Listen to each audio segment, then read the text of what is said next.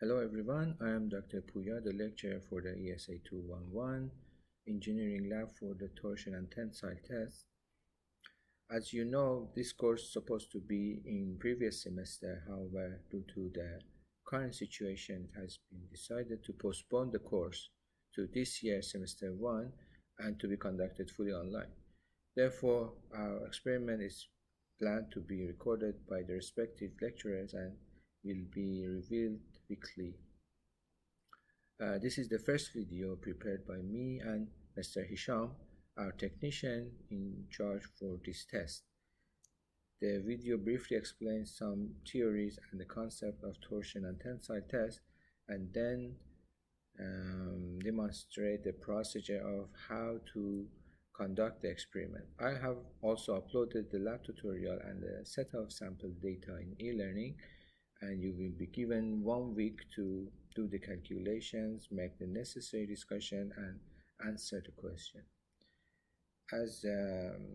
Then you need to send the lab report to me through email used by Microsoft Word or PDF format.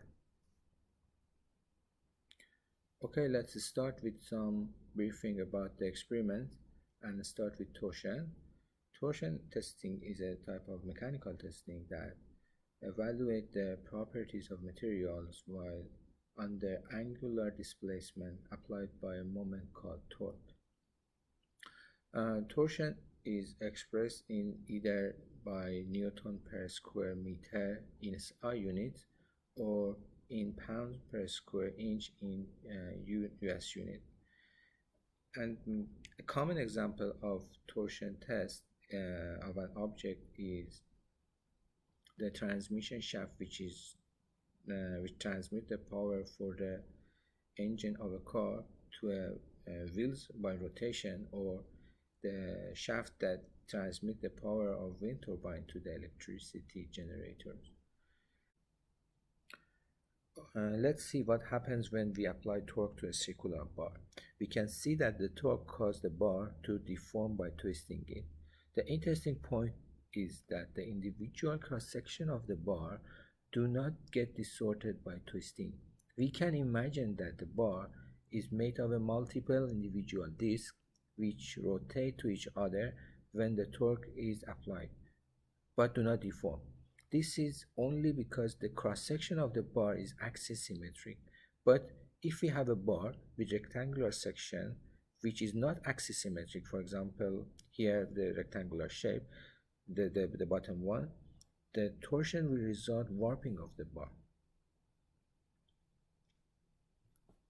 If we assume that the bar is fixed from one end here, point A, and apply the torque to another end, point B, torque will cause the free hand of the bar to rotate at the angle phi. This angle is called angle of twist. The angle of twist varies linearly from 0 at the fixed end of the bar to phi at the free end of the bar. We can calculate the angle of twist with this equation here. This is an equation with 4 parameters: length of the bar L, the applied torque T, shear module as G, and polar moment of inertia J. What is the polar moment of inertia? It is the resistance of the cross-section to the torsional deformation. The polar moment of inertia of a solid can be calculated with this formula. Torsion also generates shear strain that can be calculated by considering the geometry of the rotated bar. It is equal to the radius of the bar multiplied to the angle of twist over the length of the bar. Another important formula is the shear stress. Shear stress is the function of the torque T, the distance from the cross-section, and the polar moment of inertia J. It's a quite simple equation. So these 3 equations have everything we need to do about the circular rod which is under torsion. Consider that these equations are useful only for a uniform bar fixed from one end and one torque. If we have multiple torques or non-uniform bar, the formula will be more complicated, which is not in the scope of our lab experiment. And the second experiment will be about tensile test. To understand this experiment, we need to know about the concept of normal stress and strain. In fact, stress and strain are fundamental concepts that of how objects behave by an external load. They could be tensile or compressive. Tensile means that the forces that stretching of the bar. If the force is trying to shorten the bar, we have compressive stress. In tensile, we have a solid metal bar loaded by two opposite equal forces. We refer this as a uniaxial loadings as the applied loads are crossing from axis. The forces here causing stretch, as you see in this figure. Internal forces will develop within the bar to resist the applied forces. We can expose these internal forces by making imaginary cut in the bar. We can choose to remove either right side or left side of the bar. For the imaginary cut like this, the internal forces develop in such a way that equilibrium will maintain. In reality, the internal forces are distributed over the entire surface of the cross-section and create a phenomenon called stress.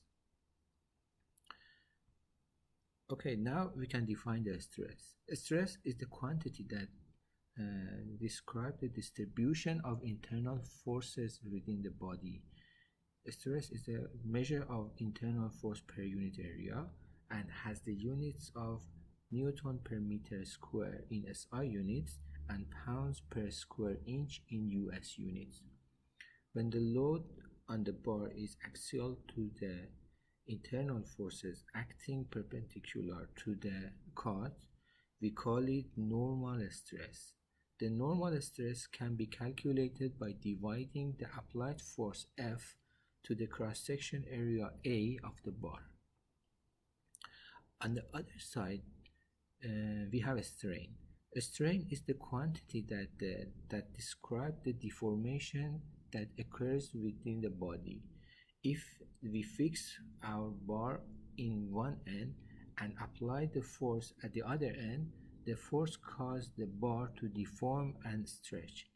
The normal strain of the bar associated with the deformation can be calculated as the change in the length of the bar delta L divided by the original length L.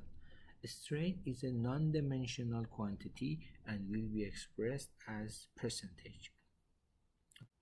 The relationship between these two can be expressed in a stress-strain diagram.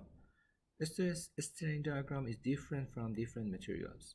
We can obtain the specific diagram of each material by performing a tensile test.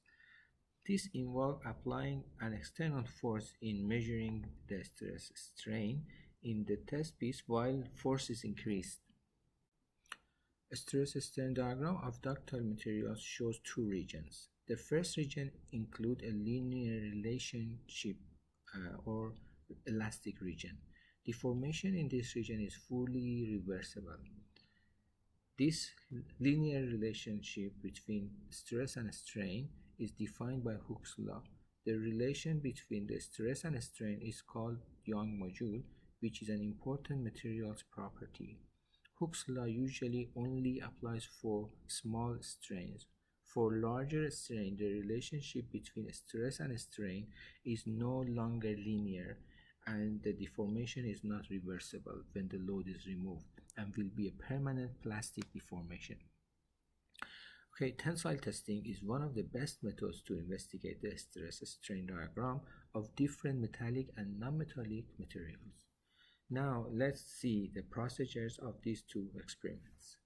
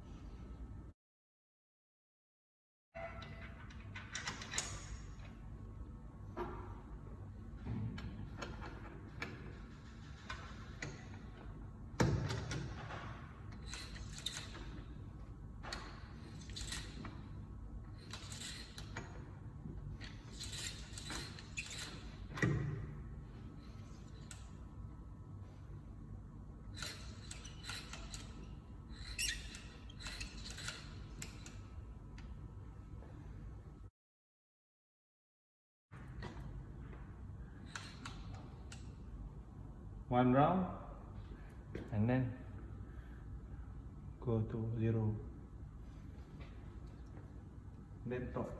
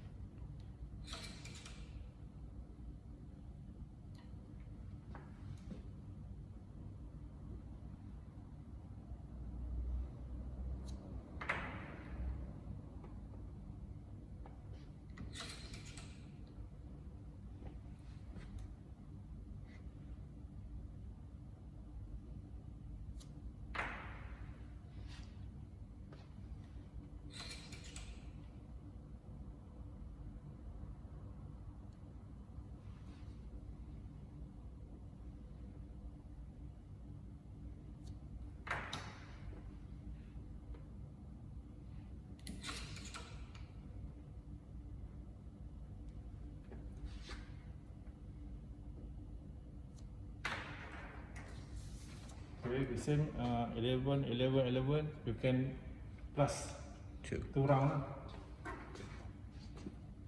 Okay, 2 round. Okay. 1.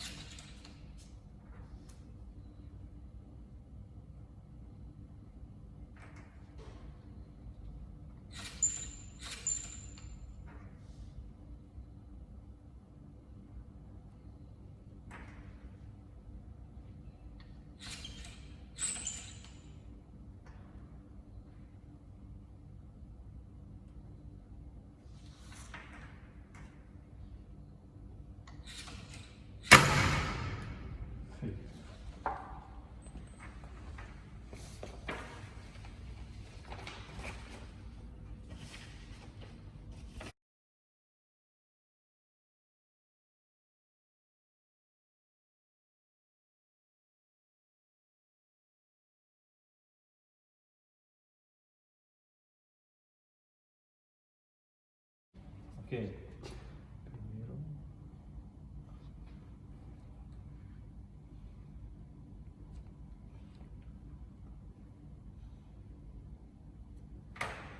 Ten.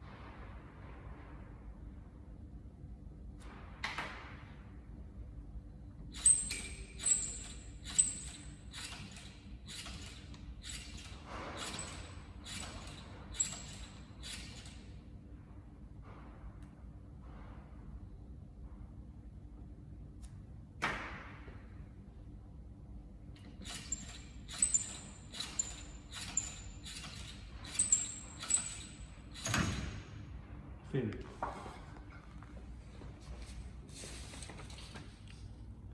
Yeah, failure from the center. Maybe can open.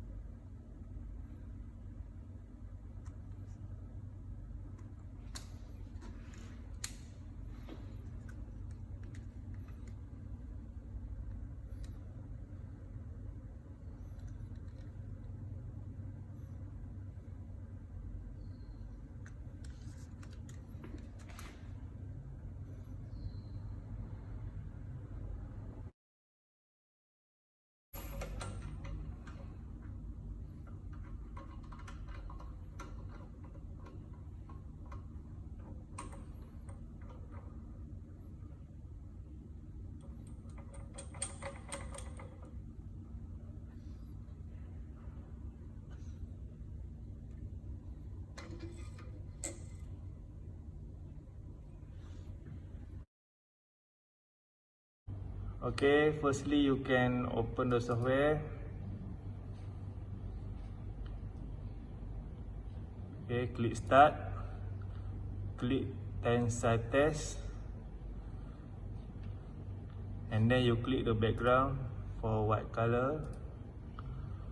And then you click file. Select new series. And then you put your group.